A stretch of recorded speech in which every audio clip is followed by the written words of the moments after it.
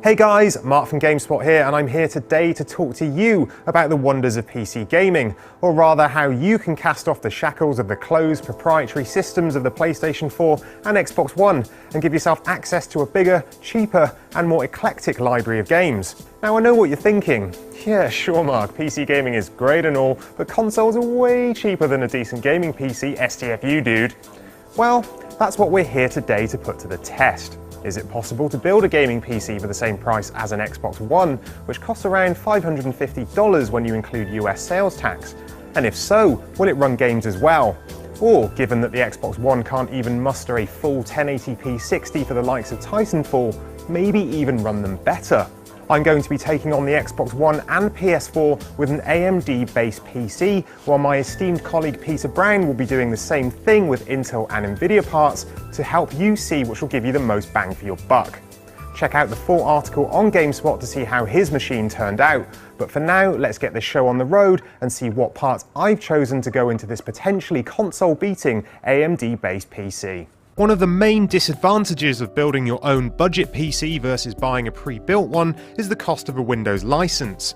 While big companies like Dell and HP cheaply bundle Windows with their computers, sadly we're stuck with a $100 price tag for the OS.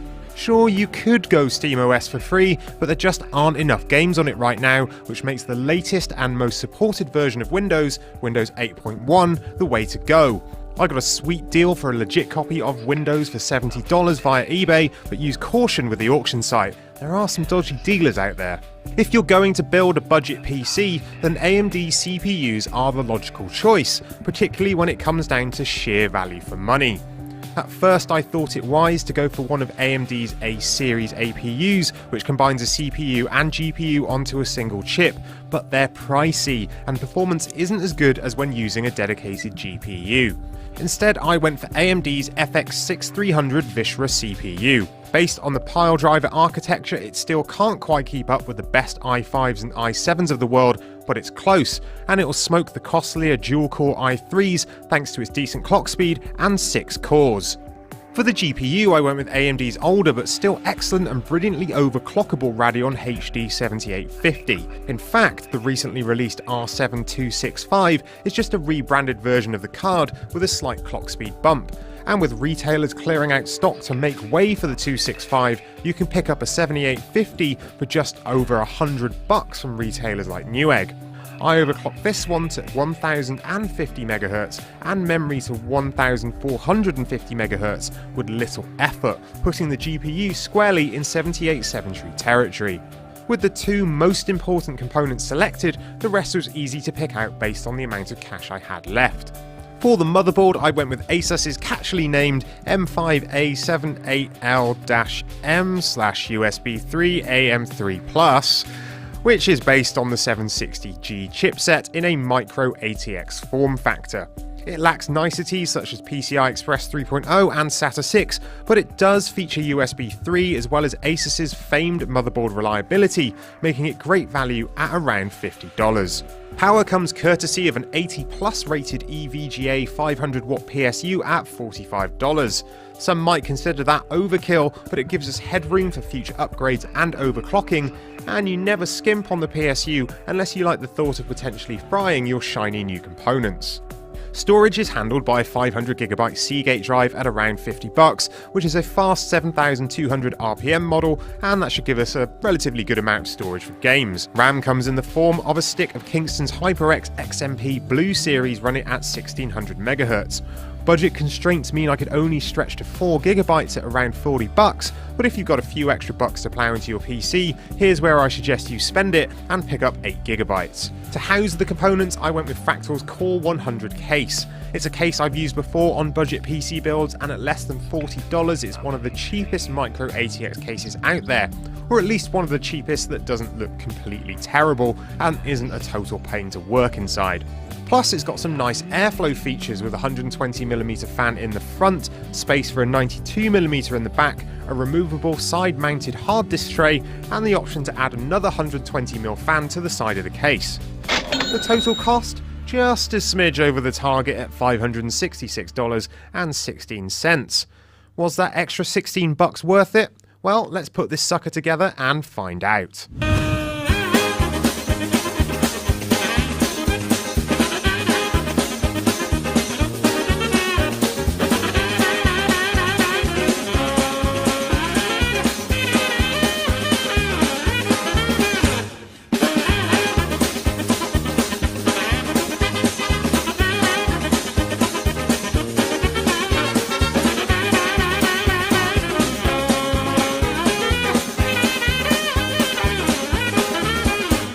So here she is, the finished article.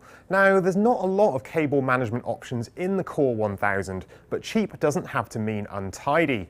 By using one of the 5.5-inch drive bays to hide the cables, we can still get something that's relatively clean and that gives us good airflow. But enough of the fluff, let's get Windows on this bad boy and benchmark us some games. Mech-based shooter Titanfall runs on a heavily modified version of Valve's Source engine, which isn't the most demanding of game engines.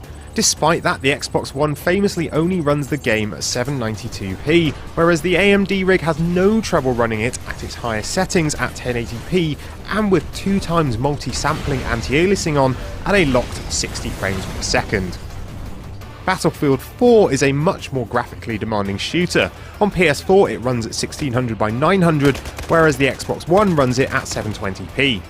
Using the high settings preset at 1080p with anti-aliasing off, the AMD rig pushes around 72 frames per second on average and still looks the business. Cranking it to ultra with 2x multi-sampling anti-aliasing, we see a noticeable drop in frame rate at 1080p to around 42 frames per second, which makes it still very playable. If you're willing to drop down to the PS4's 1600 by 900 resolution, you'll get some very slick visuals and an easily locked 60 frames per second.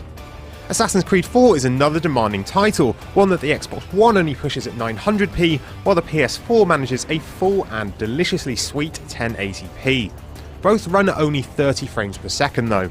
At high settings at 1080p with FXAA on, the AMD rig boasts a frame rate of around 47 frames per second. Interestingly, bumping up to very high with FXAA didn't massively affect the frame rate, dropping it down slightly to 42 frames per second. A locked 30 frames per second at the highest settings is possible then, giving you a better looking experience than on the next-gen consoles. Based on Unreal Engine 3, Thief was never going to present too much of an issue. Like many other games, the Xbox One version is only rendered at 900p, while the PS4 runs at 1080p. With everything turned on to the highest settings with the exception of super sampling anti-aliasing, which remained off, the AMD rig pushed 87 frames per second on average, making a lock 60 absolutely no trouble at all. So there you have it folks. Is it possible to build a gaming PC on a next-gen budget? Absolutely. There are some compromises to be made along the way, and if you can stretch to an extra $100 or so, you'll have a PC that'll keep you gaming for some time. More RAM's the obvious choice. It doesn't cost much to bump it up to 8GB, and the less time the PC has to spend thrashing the hard drive for a swap file, the better. An extra $70 towards an R270 GPU would be a wise decision too. It's good value and overclocks extremely well, putting it firmly in the high-end GPU segment for just a fraction of the cost. There's also the option of an SSD for a more responsive feel, an aftermarket cooler for CPU overclocking, and a nicer looking case, but they're not essential. The fact is though, instead of buying an Xbox One or even a PS4, you can build yourself a great gaming PC that will run games even better than those consoles do currently, and you'll have access to a vast, cheaper library of games via services like Steam, where you'll find AAA releases, indie gems, and free-to-play games like Dota 2 that you simply can't get on a console. And hey, if you really want to, you can hook up a controller, plug it into your TV, and kick back on the sofa in your living room too. That's it from me, but be sure to check out Pete's video to see how he got on with his Intel and Nvidia based PC, and check out the full article over on GameSpot. See you next time.